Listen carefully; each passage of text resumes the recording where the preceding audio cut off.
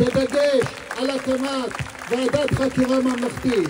זה כבוד עצום בשבילי. רפי, בבקשה.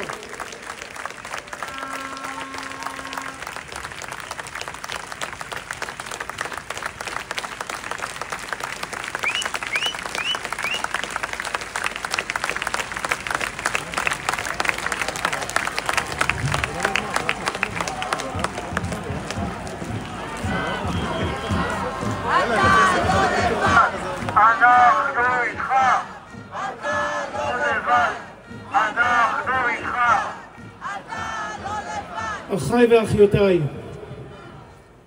הגעתי לכאן הערב מבית שאן לא רק כאזרח מודאג ולא רק כאב שכול. הגעתי לכאן הערב כי יש רגעים שהמציאות קוראת לך ללכת, כמאמר שירה של חנה סנש, הצנחנית שלו שבה. כל קרה הלכתי כי קרה הכל. הלכתי לבל אפול, אך על פרשת דרכים סתמתי אוזניי בלובן הקר ובכיתי, כי איבדתי דבר. ב7 באוקטובר איבדנו את הבן האהוב שלנו, אלרועי בן שטרית, לוחם בגדוד איסוף קרבי, שנלחם יחד עם חבריו, לוחמי בלון התצפית, ליעד ברם, דניאל שפרבר, אמיר אייל ושמעון לוגסי, זכרם לברכה. 5 הבלונאים לחמו בעוז ובגבורה במחנה נחל עוז ונפלו על הגנת המולדת ועל חירות ישראל. באתי לכאן כדי לקרוא יחד איתכם את הקריאה שסברנו שאין יותר קריאה מובנת מאליה, להקים ועדת חקירה ממלכתית לחקר אסון 7 באוקטובר.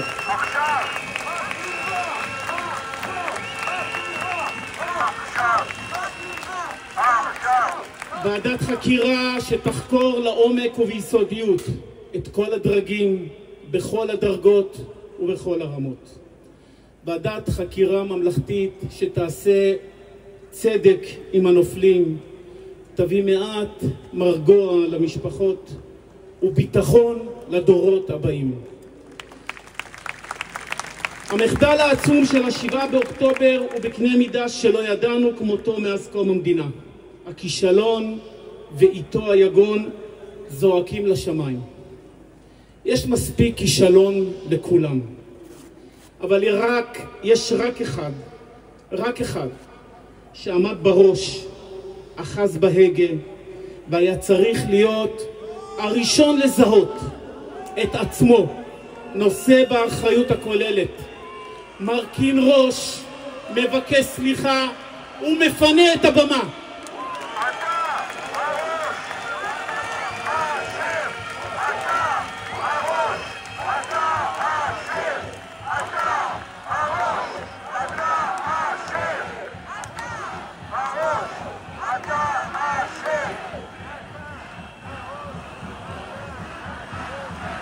על דעתנו שהנחקרים יבקשו למנות את חוקריהם.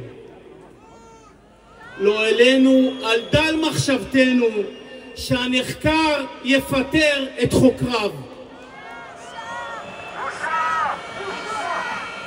איך נתקן אם לא נדע מה קלקלנו?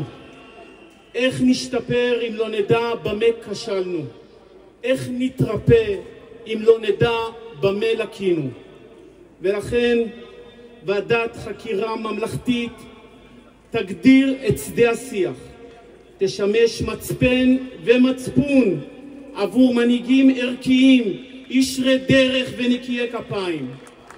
מסקנות ועדת החקירה הממלכתית ישמשו מורה דרך לכל מוביל דרך.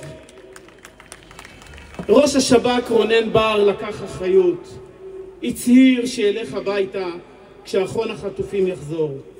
הוא גם היה זה שאמר בפומבי כי צריכה לקום ועדת חקירה ממלכתית. השב"כ הוא גם זה שחוקר את החשדות על מעורבות אנשי לשכת נתניהו עם ממשלת קטר.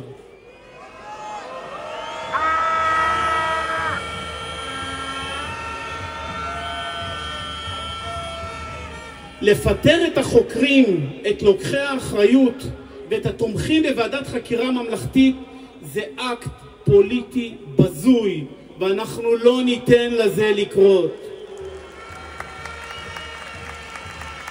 רונן בר ישלים את מלאכתו וילך לדרכו, ביחד עם כל מי שנושא באחריות לאסון ה7 באוקטובר, אך לא משיקולים פוליטיים ולא משיקולים של לקיחת, אלא משיקולים של לקיחת אחריות אחרי תום המלחמה והשבת החטופים שלנו הביתה.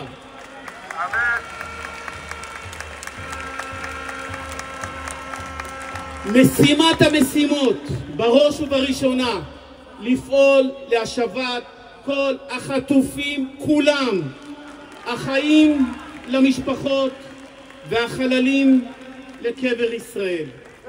לא נוכל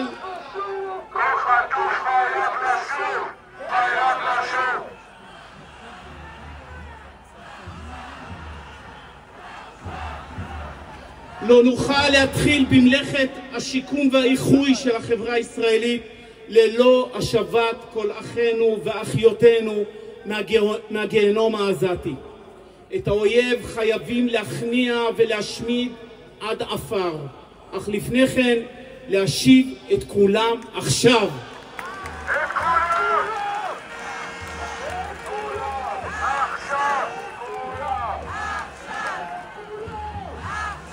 לאחר השבתם ועם הקמת ועדת חקירה ממלכתית תחל מלאכת הריפוי של כל החולאים והנגעים החברתיים והפוליטיים, שיקום הסולידריות החברתית, חזרה לערכים הבסיסיים ביותר שלנו, של ערבות הדדית, צדק חברתי, פדיון שבויים, חירות האדם, קדושת החיים, כל מה שהיה קדוש בעינינו והלך ונמוג עם השנים.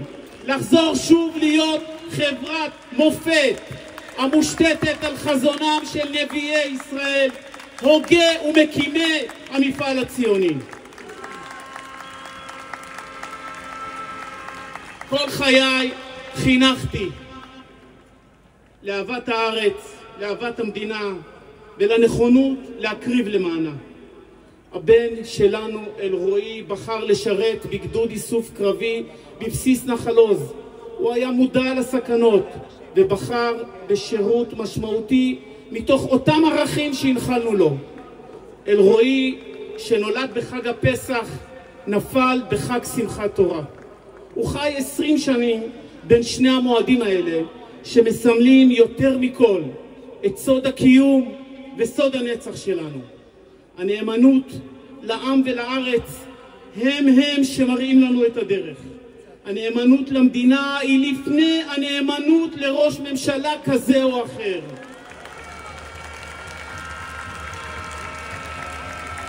האזרחים לפני הממשלה, הממלכה לפני המלך, הדמוקרטיה לפני הפוליטיקה.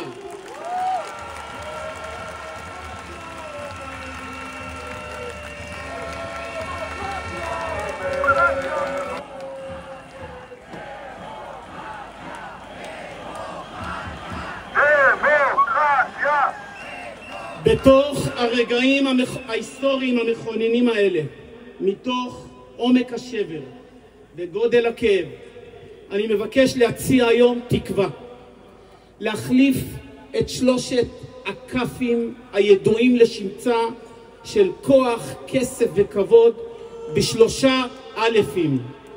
אהבה, כי היא הבסיס לכל קשר אנושי ומה שמניע אותנו בזמנים קשים. וכמה שאנחנו זקוקים לאהבת חינם, אוי כמה שאנחנו זקוקים לאהבת חינם. אמונה, לא רק במובן הדתי, אלא גם אמונה בעצמנו, בצדקת דרכנו, בעתידנו ודרכנו. אחריות, כי בסוף מה שמחזיק אותנו כחברה זה לקחת אחריות על המעשים שלנו ועל הסביבה שלנו. ב7 באוקטובר הלוחמים הגיבורים בנחל עוז ואחר כך בתמרון הקרקעי ובכל מקום נלחמו בגבורה ולקחו אחריות. האחריות מאלף ועד תו. הם משמשים עבורנו מגדלור של תקווה, של אהבה, של אמונה ושל אחריות. הנביא ירמיהו, פרק כ"ט: כי אני ידעתי את המחשבות אשר אני חושב עליכם, נאום השם, מחשבות שלום ולא לרעה, לתת לכם אחרית ותקווה.